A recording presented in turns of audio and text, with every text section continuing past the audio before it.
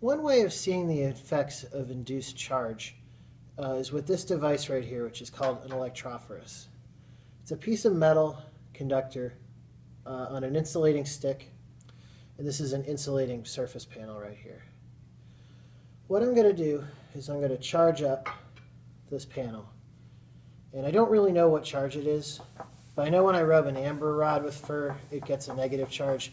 So I'm going to assume that this panel here is getting a negative charge, and that the fur is going to be positive. So got it nice and charged up. I'm going to touch this all over so I can ground it, and I know it doesn't have a charge. And I'm going to put it on the charged surface. I'm going to pick it up and I'm going to go over to the electroscope and check. And as you can see, there's no charge on it at all. So here's a look at that experimental setup. The white plate is supposed to be the charged plate, which I've said got a negative charge. I said the fur got a positive charge. And again, I don't really know that. But there's my electrophorus sitting on it. And you can see that a charge separation's been induced. The electrons in the metallic electrophorus, they fled as far as they could through that metallic bonding away from the charged plate. So there's going to be more negative charges on the top than there are on the bottom. Now, I picked it up and I moved it away from the plate. There's now no reason for those charges to remain separate. There's nothing forcing the negatives away from the positives. So they're all going to go back.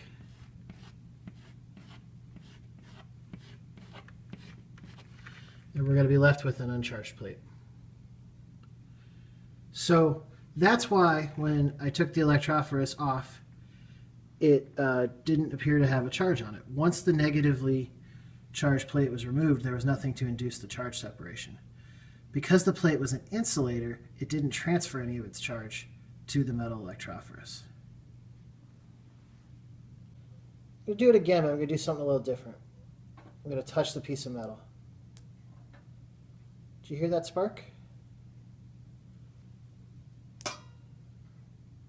The effect now is pretty different. This had a high charge on it after I did that. So let's attempt to explain this. So something very different happened when I touched the electrophorus. I think you guys could hear the spark.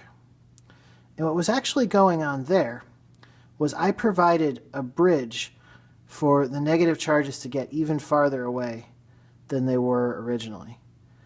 We have the charge separation because the negatives are moving as far away as they can get from the negative plate. But once I touch it, I give them another pathway.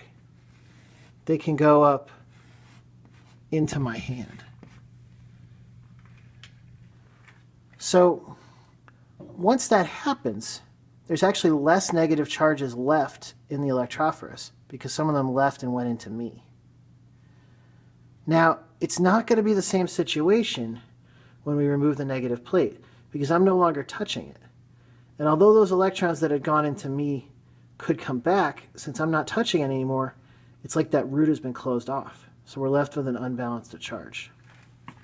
So these guys might recombine, but there's still some guys left over who don't have a matching charge. So the plate now has a positive charge.